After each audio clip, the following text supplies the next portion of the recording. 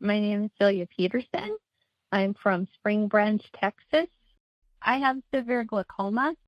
I didn't know what to do. I didn't know where to go. Let's take a look at how glaucoma can affect some of the most common things we do, along with some tips that might make some of these tasks just a bit easier. Glaucoma is usually caused when fluid builds up in the eye because it's just not draining properly. This can cause pressure in the eye, and that pressure can damage the optic nerve.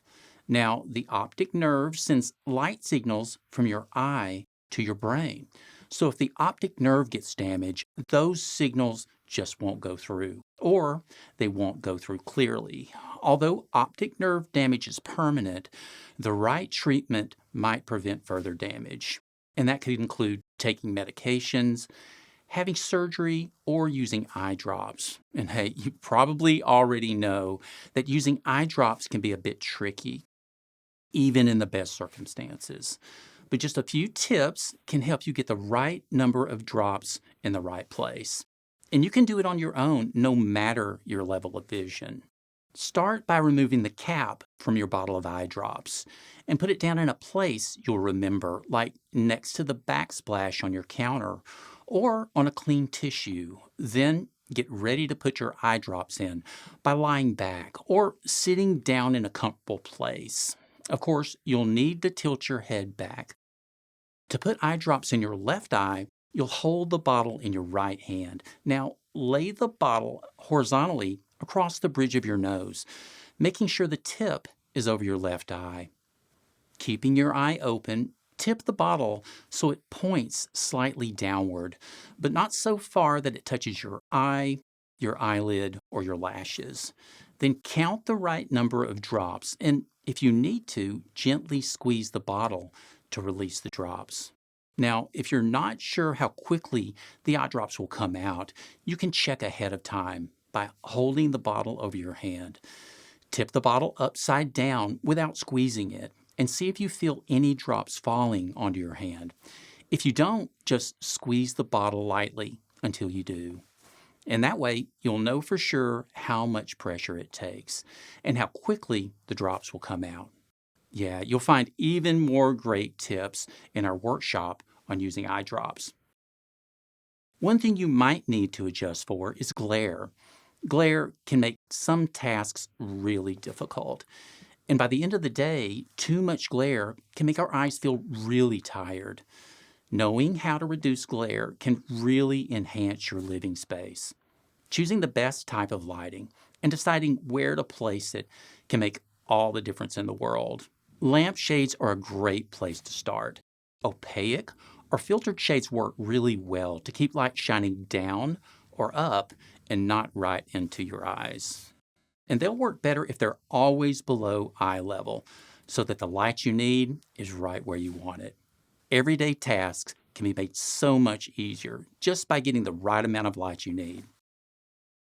In the early stages of glaucoma, there might not be any symptoms you can see or feel.